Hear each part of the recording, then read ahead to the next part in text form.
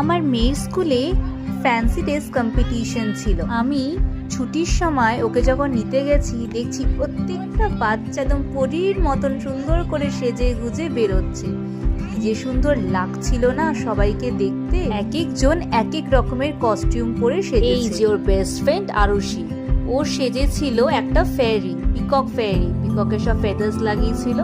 আর এইটা হচ্ছে আমার মেয়ে সেজেছিল হচ্ছে Rumi. K pop demon hunter হয়তো তোমরা অনেকেই দেখেছো, সেখানকার যে মেইন ক্যারেক্টার রুমি, ওর প্রচন্ড পছন্দের একটা ক্যারেক্টার। কিন্তু চুলের যা হাল করেছে, এত সুন্দর করে চুলটা বেঁধে দিয়েছিলাম, একটাও ঠিক জায়গায় নেই। চুলটা দেখো খুলে ফুলের মতন হইলো, যে ওই যে একটা রিবন আবার হাতে ঝুলিয়েছে, রিবনটাও গেছে খুলে। ভগবান! তো সেটাই ও অনেকদিন ধরে বলেছিল, মাম্মা আমি কিন্তু সাজবো। এই যে হয়েছে ওদের ঝগড়া আর শেষ হয় না।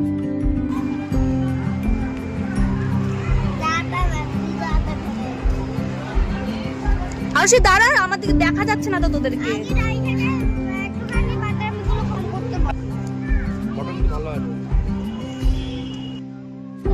আরুষি আবার বলছে, আন্টি ওকে বাদরামিটা একটুখানি কম করতে বলে, এই যে এটা দিয়ে আবার পেটাচ্ছে, এইরকম করে। আর আরুষি যায় রেগে। আর মানে কি বলবো, আমার মেয়েটা সত্যি এত দুষ্টু হয়েছে না। ম্যাম দেখে কি বললো?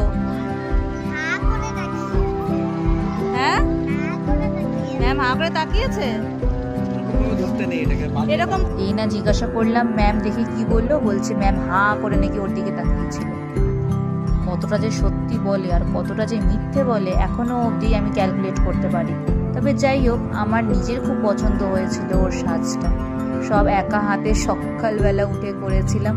এইটা ওর আরেকটা বান্ধবী, যদি ওরা এক সেকশনে পড়ে না, কিন্তু খুব ভালো বন্ধু ওরা দুজনে। এইটা হচ্ছে ওর মা।